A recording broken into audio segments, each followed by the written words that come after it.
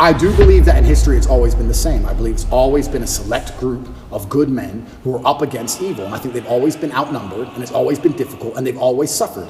All of them. When I was in jail, the amount of letters I got from people, and it was just names of, and I'm not comparing myself to these people. This is the letters I got of Nelson Mandela, Martin Luther King, Malcolm X, Muhammad Ali, everyone who was unjustly imprisoned. Everyone's gone to jail. Because when you stand up for something, they end up trying to put you in jail. When you're a good person trying to do good, the evil, the matrix as a whole is going to try and throw you in jail. That's what they do. That's the punishment for it. And history's always been the same. It's always been a small group of outgunned people who stand up, who are to the detriment of themselves, too principled to allow injustice and evil to thrive. And they stand up and they're outgunned and they're outnumbered, but they're like, no, I have to tell the truth. And if you play a video game and you're the good guy, when you get to the boss at the end, he has more life than you. He has more hit points and he moves faster, and he's a cheater. He cheats. He cheats. The bad guy cheats. But you still win because you're good. And that's how the battle's always been. I would love for the world to be another way, but I don't think it's ever been that way. I think if you find any time in history, it's always been the same story. It's difficult because I think of children, I think of legacy. And then if you're going to think of your legacy via your children, you have to think of your legacy via your actions. And then you have to sit and by extension go, well, truly, truly on my deathbed, truly, will I be happier if I gave up or if I continue to tell the truth? I don't think I can live as a coward. I'd feel like a pussy.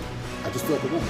And sometimes inside of men, that's all it takes for us to do the most stupid things there is. The idea of feeling like a coward. A man will run into a burning building to not be a coward. If the firefighter, they go, there's children in there, and the whole building's on fire. It's like, well, I can't be a coward. Oh, fuck it. And you'll risk your life. It's something that's built inside of us, honor and pride. It's something that should be. It's what they're trying to take away from us. But it's what used to be built inside of men. And I just feel like I can't give up. I know what I'm doing is good. I know what I'm teaching is good. I know that people don't like it, but I know I'm not teaching anything that's bad. And yeah, I want my children to be happy, but I have daughters too. And how do you make sure that your daughters are secure and have a good future? Well, I think you do that by building good men. How else do you do it? My daughter is mine now, but she won't be mine forever. She's going to marry somebody. I like the idea of her marrying a good man with honor and principle, a man like me. I don't want to marry some idiot. So they call me a misogynist and I'm anti-woman. I'm pro-woman. The best way you can improve the lives of women is make men, better at being men. Because when a man is a good man, he's good for all of society, including women. He's good for everyone around him when he's good at being a man. So I feel like I'm helping them as well by extension. And it's difficult. And yeah, I can't say with honesty that I strongly considered giving up. It never crossed my mind.